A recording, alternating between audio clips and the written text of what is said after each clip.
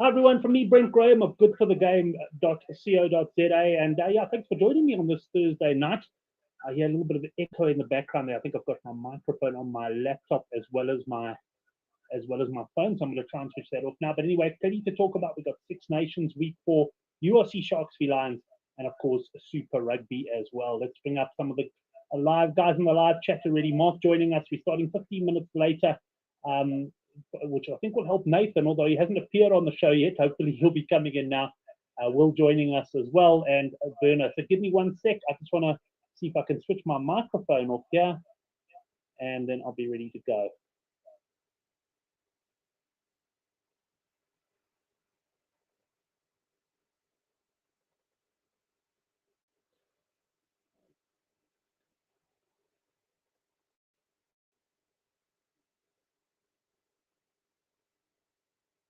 Okay, guys, I'm just battling to get my controls going here. So hopefully the echo is not too bad on your side. Let me know as well, someone, if you can hear me, because when I'm on my own on the show, I really don't know what's going out there.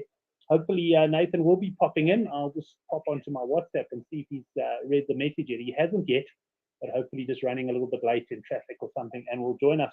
But let's get started anyway. We've got Super Rugby, of course, this weekend. I suppose I should intro the show by saying, and this is common knowledge to those in the Good for the Game forum, my form has been absolutely terrible.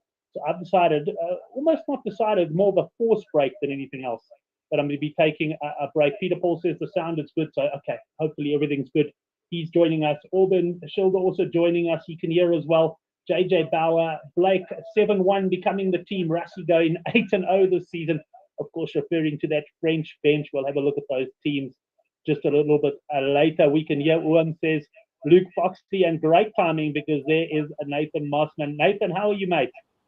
Yeah, good. It's the usual mad scramble in the mornings to try and get organised. Excellent, man. I wasn't sure if you were maybe caught in a bit of traffic there or something like that. I'm going to ask you, how did your last weekend go? I hope it went a lot better than mine. Yeah, like it was okay. I mean, actually, Super Rugby was fine. Top 14 wasn't quite so good. So yeah, I think ultimately probably finished down, but I mean, the reality is you're going to have down weekends. But yeah, I did see your your comment about sort of the worst run ever, which kind of reminded me, because I think you had a worst run ever last year. So maybe maybe it's just short-term memory, right? It always feels like the worst run. No, look, it's definitely just something that happens. For me. It's often a question of the amount of money that goes down, and I just got almost tired of it by the end. I was throwing some massive bets out there, and there was no thought behind it. It was pure gambling, and I just decided to take a bit of a break. I still follow it very closely, of course, and looking forward to some of the Super Rugby, because I must say Super Rugby from an entertainment point of view has been great. We got the table there. Chiefs, of course, top of the log at the moment, ahead of the Reds and the Highlanders. Any game in particular before we get into them, Nathan, that you're really looking forward to this week? Not particularly. I think they're all interesting for kind of different reasons, really. Like, and I think there's kind of a bit of jeopardy involved in all of them. There's a lot of subplots and things going on this week as well, which I think makes it kind of interesting. But I think, as you said, like the whole thing's been kind of entertaining. And if you look at that table, I mean, other than the Chiefs, really, it's there's some sort of unexpected names popping up in there for sure. Yeah, some very competitive stuff. Well, plenty of guys joining us, and I must welcome our New Zealand guest as well. Everyone joining us there as well. Morning, probably traveling on his way to work there. Right, let's get stuck into the action. We're going to start off with Super Rugby. We will, of course, talk a bit of Six Nations as well tonight, Nathan. We've got first game up. That's Friday morning. We've got the game spread over 3 days. We've got the Blues up against the Brumbies.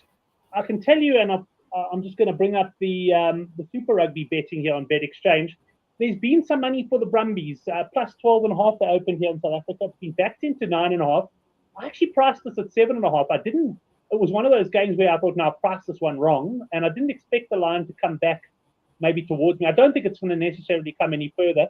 We've got a 9.5 line here and a points line of 58.5. What catches your eye? Yes, Bill, speaking of the Brumbies, actually, and speaking of, luck and those sorts of things. So the Brumbies Chiefs game last week. So this was one where, I was on Chiefs minus 13.5, and when I I was busy doing something else, and I looked at kind of the text updates on an app called Tribe, and it was 78 minutes. They're leading by 8, and I'm thinking, I think at the time Chiefs had a scrum. You're thinking, okay, they scrum it, they kick it out, take the win, walk away. This bet is dead, and I just completely forgot about it, walked away, just marked it down as a loss. And it wasn't until I was looking in my account later that I saw that it was a win, and I was trying to figure out how the hell it happened, and it wasn't until I went back and watched the last 5 minutes of the match. Just an incredible number of things that had to go right for that bet to come in. I don't know if you saw it, but it was so 7-8 minutes. They had the scrum. They got right down to the Brumbies line, and they're kind of hammering away. You think try might be coming, and somebody knocks on, right? So Brumbies scrum, the scrum at time's basically up. They pass it, out through the backs from that scrum. It goes behind somebody, bounces straight into Anton Leonard-Brown's hands. Well, he's already basically over the line, touches down. So then you need the conversion, right? Josh Jacobs lining up the conversion. The ball falls off the tee, and he picks it up and slots a drop goal from there. It's just like, I mean, this is, I don't know if you wanted to calculate the chances, but this is really 1 in 100 stuff, like from that point. So let me tell you, that's a great example of the difference of things going your way and not going your way. Because first of all, I did also stop watching at about the 78th minute or so, and my reason was quite simple. I got on a bit late on the line. I got Chiefs minus 15.5. So a converted try didn't actually help me. The guys obviously on the 13.5 and 14.5 got up. So I wasn't really that interested in the last couple of minutes, and I couldn't believe it when I switched back and I saw the try, because and I'm pleased you described what happened, because I'm like, how the hell did it happen? But of course, for me, it made no difference. And then I saw guys on Twitter going, "Oh my word, the drop goal! Thank goodness!" So yeah, beautiful. It's lovely when you hit a bet like that, which you've effectively written off in your mind. And as I say, the difference between it being maybe a little bit in form and a little bit out of form as well. What do you make then of the teams that have been selected for this one? I brought them up there on the screen: the Blues and the Brumbies. Yeah, so I saw the comment about Beauden Barrett, and there will be a lot of optimism about him starting at 10. I got a little bit of an inside word, actually, somebody from a mate of mine connected to somebody inside the team, and apparently Beauden's been there's the kind of the Blues way of playing. They have a certain attack style. Beauden is not keen on that style. He was trying to get the coaches to implement like a different style. I think Vern Cotter doesn't strike me as the kind of guy that changes his mind. He's seems like a pretty determined sort of character. So I think that was causing a bit of dissension, and there was an implication there that perhaps Beauden was going a little bit off script in some of the things that he was doing and not sticking with what he'd been told, or that the style of the team. So look, it's going to be interesting. He's got his opportunity at 10, but whether that is a good thing or not, because I suppose you could make the argument that if he is kind of going off script a little bit, then he's going to be running the cutter, and there's an opportunity to go further off script again. So this, without naming names, this did come from like within the team. So that's kind of interesting to me. And I think when I look at the rest of the team, even through the first couple of weeks, like the thing that was different, I guess, about the Blues compared to last year was probably like the power in that loose forward trio. And like Cameron Suafoa is actually someone who I think is a decent player and I quite like. But when you're comparing this to where it was Satutu, Akira Ioane, and Papali'i, like it's very different, looking team. I mean, the backline seems fine, but like if you look at the style of play that they had last year, it was like smashing it up through the forwards, around the fringes with those big guys, and they don't have that. So also, like they've rotated around the front rowers, like that's the usual kind of bench props that they've got starting. So like there's just a few things about the Blues team that I don't sort of like in what I'm seeing, and I think that movement towards the Brumbies has been pretty well justified. And I actually sent you my projections. I think it was on Wednesday night after the teams came out, and I've got the Blues by 9. in this game, which is right around where it is now. At the time, I think it was Brumbies sort of 12.5. So that was the number to take. As I said, in terms of projections right now, it's right around where I had it. Yeah, so I agree with you in the sense I don't think it's going to move much at all. And I kind of agree with you on the Blues as well. And where you see it? You see it in their defense. I mean, last year the Blues defense was absolutely, devastating. Guys couldn't get through them. And a lot of it probably comes down to exactly what you were saying about the loose forwards and stuff like that. Whereas now there's just that slight, I always find with defense, it just takes that slight edge to go off the game. And all of a sudden, there's a few gaps appearing. And Blues, to me as well, definitely not the same side they were last year. Any thoughts on the points line there at 58.5 on that game? Yeah, I mean, look, compared to other games this season, it's probably on the low side. I don't think this weather's not going to be a factor. I mean, if you look at the way the Brumbies have gone in the last, since this season anyway, like they have been conceding, but they're well capable of kind of scoring as well. So possibly an overplay, but as I said, I don't spend a lot of time looking at points. Right, having a look at some of the comments on the live chat, the guys are very divided on Beauden Barrett. We've got everything from Beauden Barrett at 10 is going to be the answer to Beauden's not at 10. Exactly. So exactly. It's going to be very interesting. There's a lot of armchair coaches, and I include myself in that. Everything that I say in terms of the X's and O's, take it with a pinch of salt. We're just watching, right? We're not on the inside of these teams. We don't see what they see. We're not necessarily looking at the same things, especially bettors. Bettors are, their vision is clouded by what they want to happen, often by what actually happens. Right, 100%. Well, even though I'm taking a bit of a punting break, I will still be sending out the newsletter. I'll probably look around some of our regular guests and that for a couple of bets as well. So that will be coming out probably tomorrow sometime, maybe late on tomorrow. I've got a busy day work-wise before that. Right, that's the Blues and the Brumbies. We're going to move on to the Drua against the Chiefs now. This game taking place in Churchill Park in Fiji. I've had a look at the weather, Nathan. This one, it does look like we might get a bit of rain. It's an early kickoff South African time, 5:35 on Saturday morning. And here we got a handicap of Drua plus 9.5 and a points line of 61.5. Anything catch your eye there? Yeah, the projection I think that I said you would have had the sort of the Drua by kind of 5 or maybe 6, something like that, which seems a little bit optimistic, but often with the projections they're trying to be on the right side rather than an accurate prediction of the actual score. I still think there's value on the Drua even at that number. I mean, I think people are going to point to the obvious things like no DMAC, but again, I think it's some of the names that are missing, like in the loose forwards.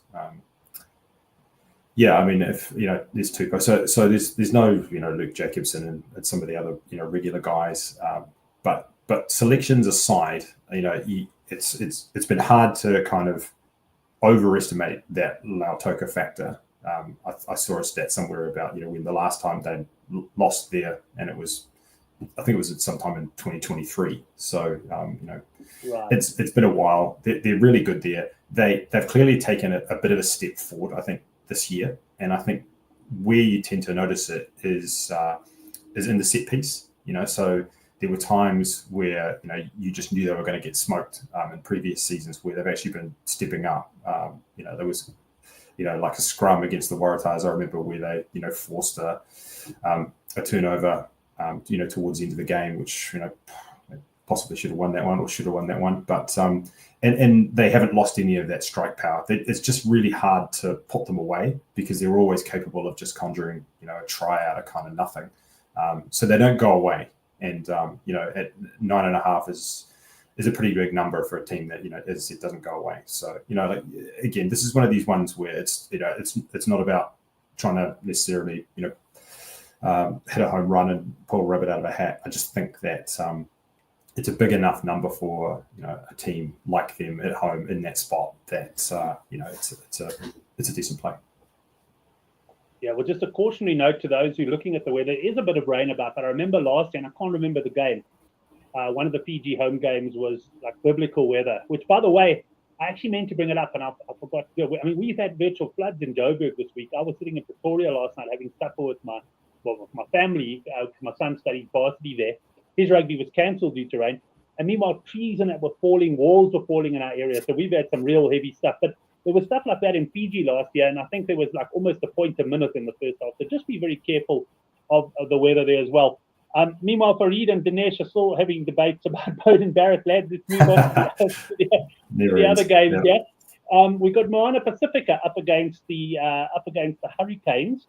And here we've got a line of plus 10.5 Pacifica. This game, of course, is taking place at the North Harbour Stadium in Auckland. Plus 10.5. Points line is higher, but understandable when you look at the two teams that are playing.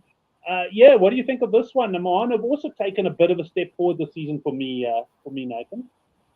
Yeah, and it's I think the obvious thing is having Artie there, and I imagine from what I'm hearing that like he's probably raised some of the standards as well, which is great. Like as a single player to do that, but there's some of the other selections in there that are kind of sneaky as well. So Solomon Alamano, for example, like when he was at the Chiefs and kind of in his prime, before he had to take some time out of the game, I believe, for sort of mental health reasons, and then went to the NRL. But prior to that, there were seasons for the Chiefs where he was kind of in the All Black conversation. So he's a good player, he's a quality player, and I think they've recruited pretty well.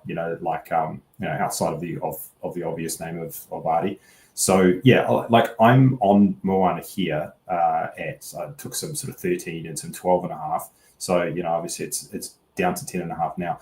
I'm still projecting. I'm projecting 9, so technically, I guess you might say there's still some value in Moana. Yeah. It's getting pretty close to where perhaps leave it alone. But the thing that's interesting, and I don't think it's just me that's noticed this, is that the Canes have got a lot of the big names on the bench.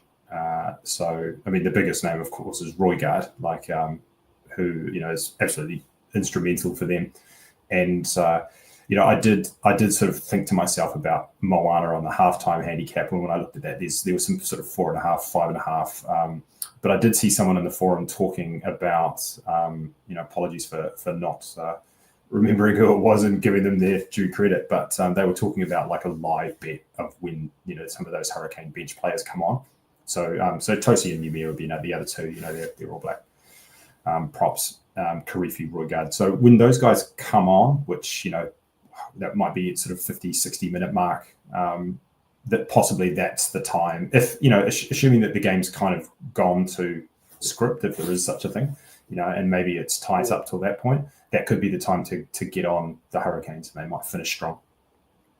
Yeah, strong bench. And those are good strategies to have. I think there's one South African bookmaker that offers a second, I think it's Sunbet, that offers a second half handicap before the game. But it's not a very common market, because it's quite nice on us to take that, But generally, you have to wait and get on in play. And I have to agree with you. If I sound like I'm slurring, guys, I haven't been drinking, but I have a jolly tooth that's falling out at the moment. It's kind of hanging halfway. Every now and again, it catches my tongue. So if I do sound a bit funny, I'm falling apart, man. 52 going on 70. 52 going on 70 at the moment.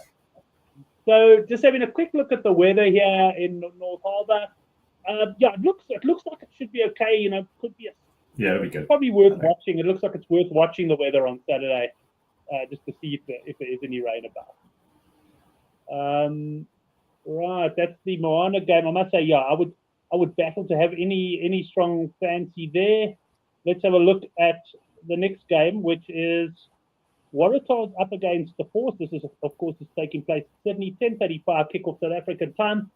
And here we got a line of Waratahs minus 7.5 against the Force, and a points line of 53.5, which probably tells you that there's a bit of weather about. I did have a look at it earlier, so let me just have a look. Yeah, there is some rain forecast for this game. What are your views on the Aussie Derby?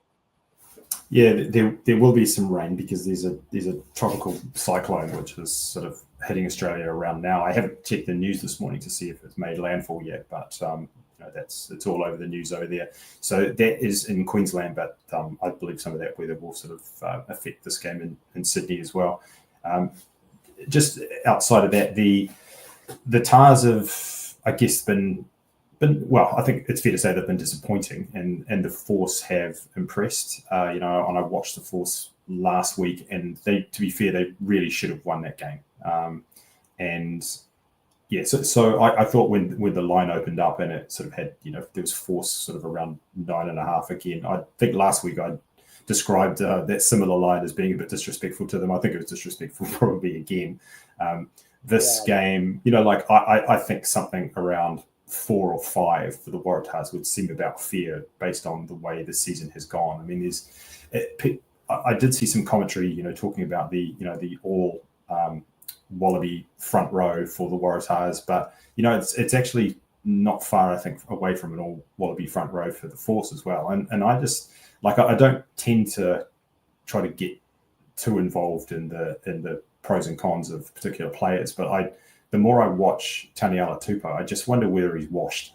He just he came into Super Rugby, and even into international rugby with this big reputation, because coming out of school he had these awesome YouTube clips, and it's not, he's had decent games, but it almost feels like he's over the hump and he's on a downslope, because I don't remember the last time I saw him play a good game. He often seems like more of a liability than anything else. So I agree. Yeah, so this one, I can see it just being an absolute arm wrestle, even like last week's sort of Reds game, and I think anything inside a score, so even the 7.5, I would take the Force. Okay, Force on the plus there. Yeah, going to be interesting to see if conditions are really bad. It's hard to go under the 53.5 in a Super Rugby game at the moment, but you never know. As you say, this could definitely, also because of conditions, turn out to be a bit of an arm wrestle. Well, South African rugby fans, if you want to watch the final Super Rugby game, you're going to have to be up at 4:35. That is on Sunday morning. We are having people around on Saturday night, so I'm probably not getting to bed before about 1. So I don't think I'm going to be up for this one. We've got the Crusaders -9.5. This is, I don't know what the opening line was, but it's kicked on from -6.5 early in the week to -9.5. The money for the home team there. And a points line of 59.5 in Christchurch. What are you going to do for us in this final game of the Super Rugby there, Nathan? Yeah, so I did take that early number on the Crusaders at 6.5, and my projection was Crusaders at 10. Now, the thing that's interesting about this game is, I mentioned that tropical cyclone, so clearly it's not affecting the game directly because the Reds are away, but there was some comments from the coaching staff that came out yesterday that they were saying that any of the players that felt like they needed to be home, they were going to make arrangements to fly them back before the game. And I know that for these in the NRL, so the rugby league, for the Dolphins who'd had their game moved to Sydney to allow it to be played, that a couple of their players had stayed home because obviously they were worried about their family back home and then being flooded out or evacuated or all that kind of thing. So I haven't checked the news this morning to see whether any of the Reds players have opted to go home. It wouldn't surprise me if some of them did. And I think the other thing is that it just must be quite disruptive for the team in their preparation to be thinking about friends, family, etc. back home, potentially being evacuated, potentially being in flood zones, all this kind of thing. So it's one to keep an eye on. As I said, you can build kind of a narrative on either side, right? You can say, okay, well, maybe they'll be motivated to do it for the people back home. But, I tend to sort of think the other way that, I think it's going to be a distraction for them. And, that could be worth something here. So even though it's 9.5, I'm saying 10. I have seen 10.5 in a few other places. I just wonder whether, this is a game that the Reds might not be fully up here. Up for, based on their current circumstances. So yeah, it's I am keeping a close eye on this one. It's possible that that if some players were to go home, then all of a sudden that 9.5 looks pretty small. Well, Dan is coming in saying Tars at home will roll the Force. Farid is saying Crusaders on the cap, which is where you want. As you say, you took the early line there, but yeah, when there's circumstances like that, you've got to keep a close eye on things. Interesting, the cap might even move a little bit further. I just want to quickly check what the weather was going to be like in Christchurch. I'll go back. At the moment, it looks clear. A little bit of wind, possibly. Handicap here, what do we say? Of a points line of 59.5. I'd probably be looking at Crusaders overs points here, or I don't think I'll go Reds unders. I would probably go Crusaders overs. 59.5. What are they? 9.5 favorites. You'd probably get Crusaders over about 34.5 points would be your line there on the Crusaders. So yeah, I think that's what I'll be looking at if I decide to get up for that game.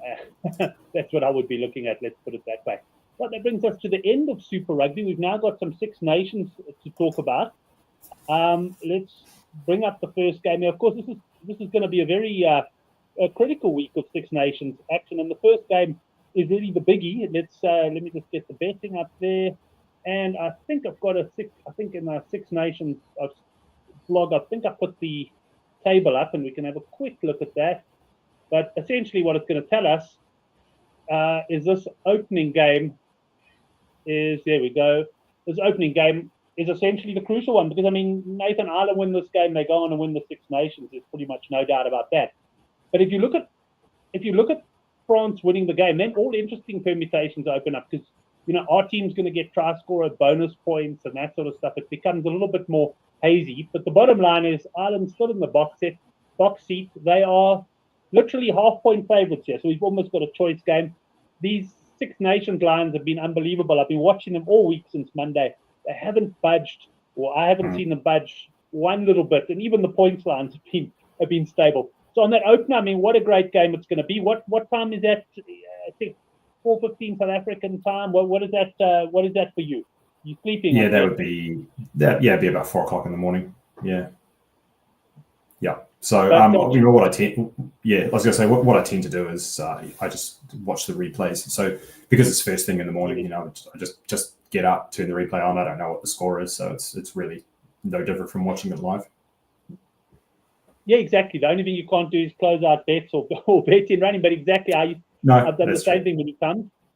But now, what do you think of this game? Then I see France have, and it was alluded to in the live chat, they've elected the old 7-1 bench, which everyone criticised Rusty Erasmus for, but suddenly it seems to be acceptable. So the bomb squad of France will come in. Ireland favourites at home, but for me, Nathan, I must say, if France play to if both teams play to their best ability, I think France win this game. Where have you come down?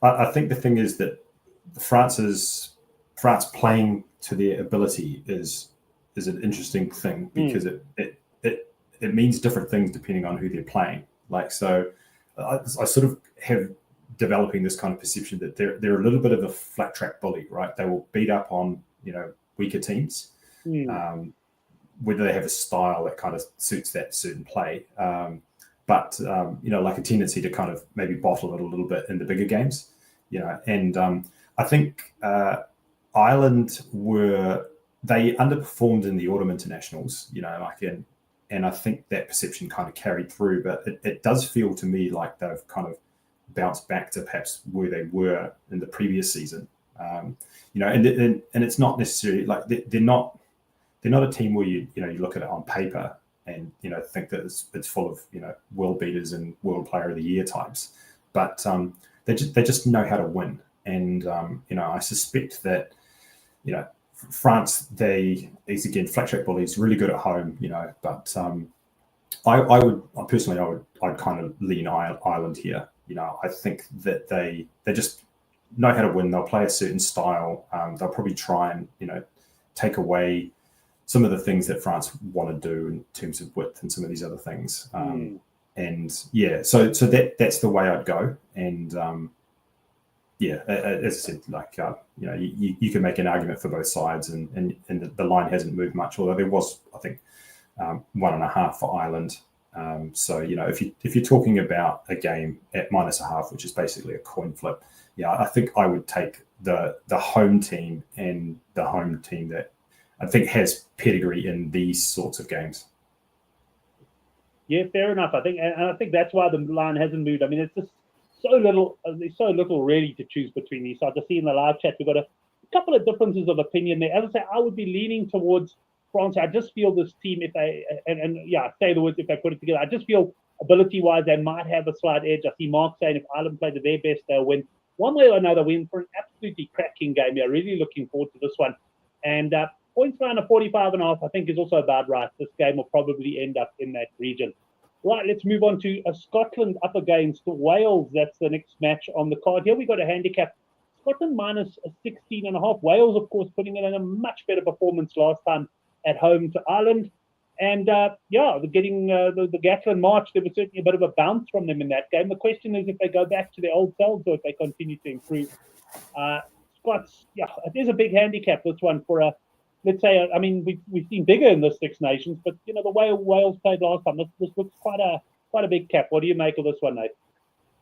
It's probably one I'd stay away from. I like Scotland. Like I liked the way they played against England. They play with a lot of enterprise, and I just like their style. I stayed off the Ireland-Wales game just because I think there was a lot of uncertainty around how they'd react to the change of coach and, like an introduction of a few new players.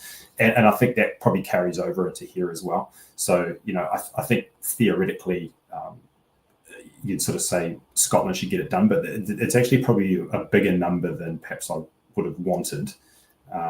So it's a game that personally I'll stay off. Right, that takes us then into the final game. My view on that one is that the handicap probably looks a bit big, possibly about right, but that's the sort of game I'd possibly look at some points action. I haven't yet had to look at the weather in Scotland on Saturday, so that would also be key. Mark saying Scotland, underperforming team, never even finished second, third once in 25 Six Nations. And I think that's also a fair comment, Mark. Scotland are one of those sides. A lot expected of them in the last few years, but they never quite seem to deliver. JJ coming in with a bet there. Wales team points over 15.5. And certainly there was nice improvement from Wales last time. And this could be quite an open game. I mean, neither side is going to win the Six Nations. So this could be one where the points line of 48.5 is threatened. Fareed, Wales look totally different with a proper 10. 100% agree with you on that one, Fareed. Right, let's get into the final game then of the Six Nations. I am going to touch on at the end, Nathan, the URC match. There's one game, Sharks against Lions. I know you are not, you're not necessarily, or wouldn't have wrapped your head around that one, but we'll just touch on it and see if any of the guys in the live chat like anything. But for now, England up against Italy. We've got a handicap here, minus 22.5, and a points line at Twickenham of 54.5. Yeah, well, see, that's moved from 21.5 when I looked at it yesterday. I'd be interested to look at the Italian team and see if there's anybody missing from their lineup. Because when I looked at the England team and I saw Marcus Smith was on the bench, and they're kind of rolling with a Northampton kind of axis there at 9, 10, 12. And I'm a little bit dubious about that, and I think 22.5 is a big number. I think people, I think sometimes they get sucked into the most recent result, and they'd look at Italy getting 70 points put on them and think they're rubbish, but they've actually been a good team to back on the handicap, like in general, probably over the last year or so. So if I was going to go somewhere and I'm going to have to have a closer look at the teams, I think it would actually be on Italy. Here. So, I know they got pumped, but, that you'd hope that they'd be looking to kind of bounce back and play with a bit of pride.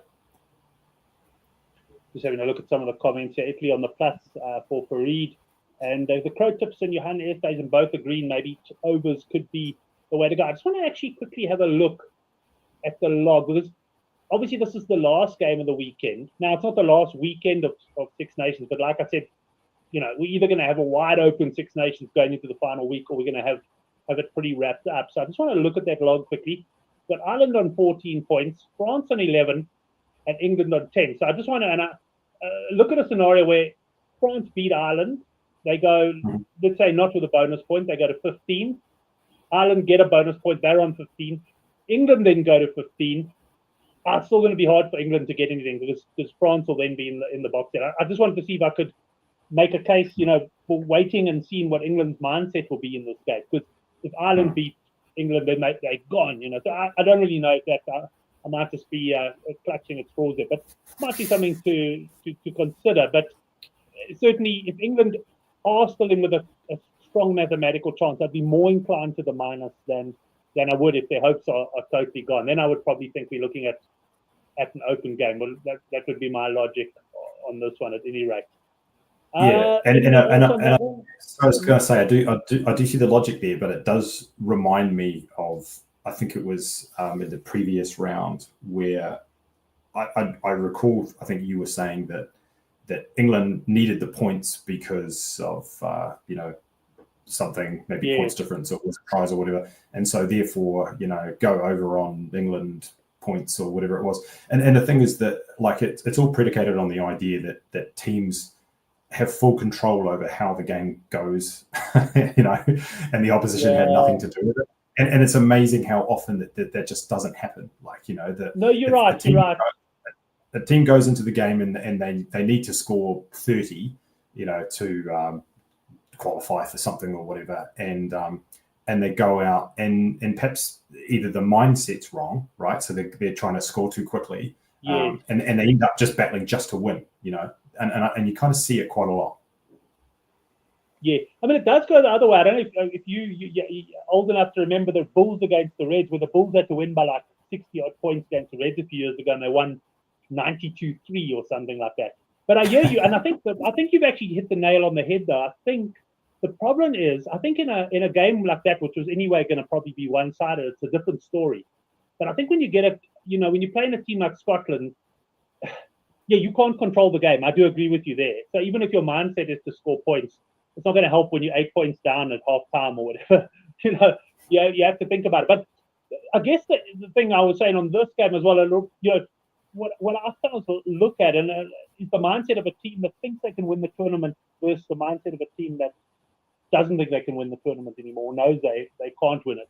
So I'd be maybe interested in that one. But yeah, I'm not going to, get too involved. I'm probably going to take a few actors. I do have a few rand line in some of my accounts. I'm not totally dead in the water. As I say in poker, what's in it? A chip and a chair, and you're still in the game. And that's pretty much how I'm feeling at the moment. The Crow Tips, let's see what he's got to say to me. Brent, have you been working out, pal? TikTok positive lifestyle and influencer career upcoming. I actually have been training there, the Crow Tips. What's first bench press 1 rep maximum 135 kilos. I think it's not bad. It's not bad, and I'm practicing a few pull-ups as well. So things are coming on there. Unfortunately, it's had a negative impact on my betting. I think unhealthy people bet better. Let's Farid is saying England is going to be jittery to play on expansive game and hit the cap. Right. Well, that takes us to the end of that. I just want to touch on the URC. I mean, I don't even want to spend too much time on this game because last week, I backed the Sharks. I mean, I really did think they were going to put up a good performance against the Lions. I thought it might be a close game, but they were absolutely shocking. It was one of the worst performances. And Nathan, you can probably have a chuckle at this because you know how bad the Sharks are at times. So we've always spoken about how bad they were. So they certainly weren't the right team to go all in on. I was going to say, it's like if you were going to push your chips in with anybody, right? It's like the amount of times we spent saying that they were, how unreliable they were. You couldn't have picked a worse team.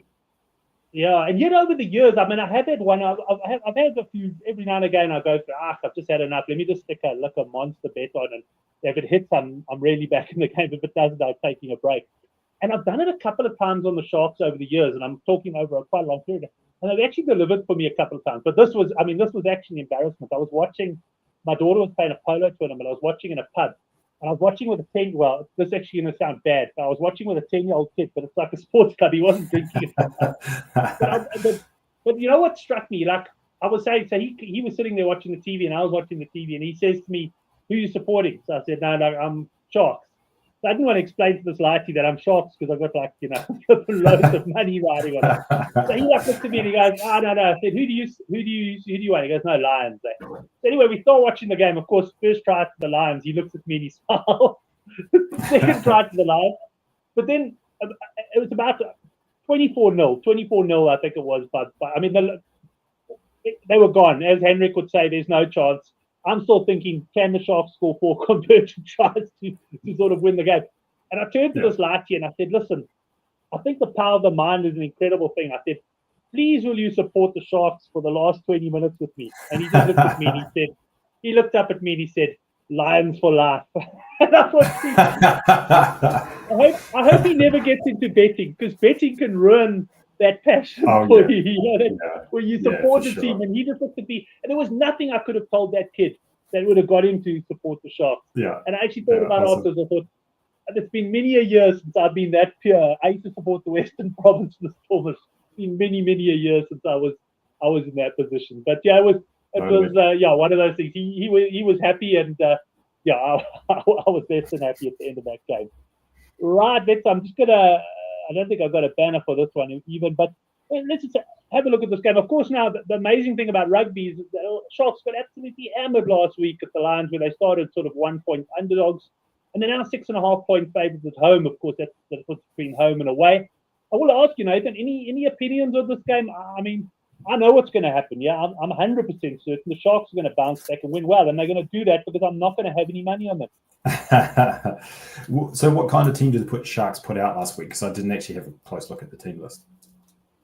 No, they put a decent team out. It wasn't they're missing certain injured players like Etzebeth and that. I just want to see if I can where's the Sharks line? I want to see if they've announced their team. They had put a decent side, and they had what I thought was a brilliant bench. They had Khaleesi on the bench, they had Vincent. They really didn't have. I mean, there was money for the Sharks. They came from +3.5 to +1.5. I mean, they just turned in the most absolutely putrid performance that you could possibly imagine. But they didn't put a bet. Okay, I don't know if the teams are. Our Sharks usually come out on a Thursday, but we haven't got them updated on the website yet. But yeah, I'll see if anybody in the live chat's got a bit of a view on that one. But my gut feel is that the Sharks will deliver the handicap.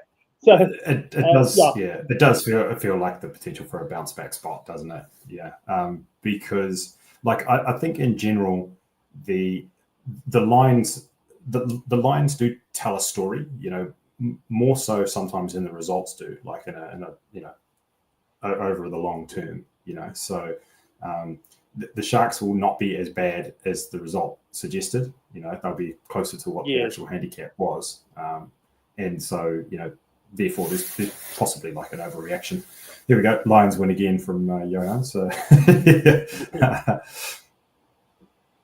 there you go. The Sharks Tars double. That's what you want to do. You want to fade both of those teams together.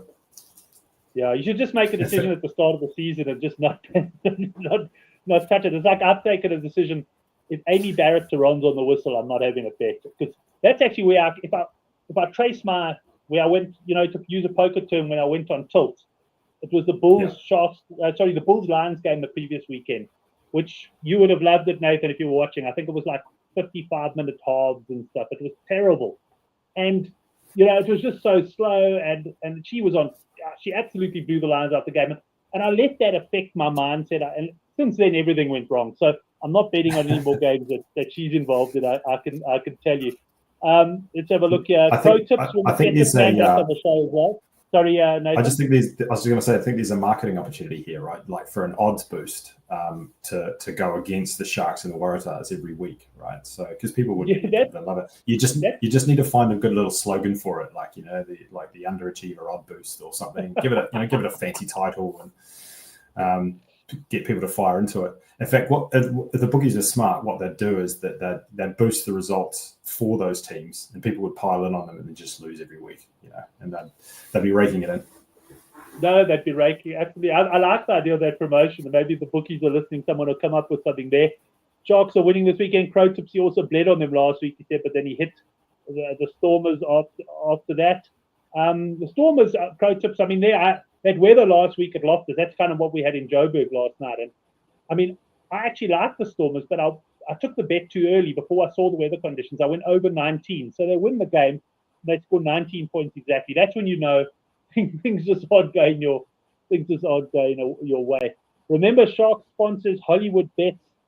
So hold off the bets. I'll go Lions to win again. And Blake says the mental midgets double. I don't think bookies are going to go for that one, Blake, somehow. You're on the right track, though. Yeah, you're on the right track there. Right, Nathan. Then I guess just in summary, what are your sort of main games you'll be focusing on this weekend? Any best bets stand out for you? Yeah, well, I think in terms of what's left and around the valley, because there has been a lot of line movement. I think the Force. In Super Rugby, if I had to just pick out one, but clearly I've got interest in actually all the games. I think the one where the value's still there would probably be on the Force. And we've actually sort of mentioned it in the past that the other thing is that if there is bad weather, like the favourite trying to cover, big handicaps, like I don't know how bad this weather's supposed to be, but like if it turns into a game that finishes 12-10 to the Waratahs, then great, that's a cover. So there's that one. I think some of the Six Nations caps are actually pretty interesting. So I think I'm going to be on Ireland. I haven't gone anywhere yet with it, and I actually quite like Italy as well. And I think that might be one where if it's possible to. I mean, it's gone up a point overnight, and that was with. I mean, as I said, I don't know if there's an Italy team that is out. I didn't see it if it is. So they've gone Marcus Smith on the bench, and the line's gone out a point. If you can give me another point. Yeah, I can hear you. Yeah. I think Italy, if it gets to sort of 23.5 would be a good bet. I can hear you. Yeah. Guys, can anyone hear me? I can hear you. I can hear you. Yes. Oh, you can hear me. Okay, sorry, I don't know. Yes. I seem to have I had a call come through there, so it's pretty good. But luckily, we're at the end of the show. So, Nathan, I'm going to say thanks very much. And just to the boys in the live chat as well, that's great. I'll have a good look at your Hunt's table a little bit later. But all the best to you and have a cracking weekend. Cheers. Good stuff. Thanks. I don't know why I lost something to do with my phone. I lost Nathan. That was how we were at the start of the last week's show. So let's call it quits there, everyone. Thanks very much, Nathan. Thanks for joining us. And we'll see you next week for the Handicap Rugby chat that matters. That will, of course, be for the final round of Six Nations action. Thanks, everyone.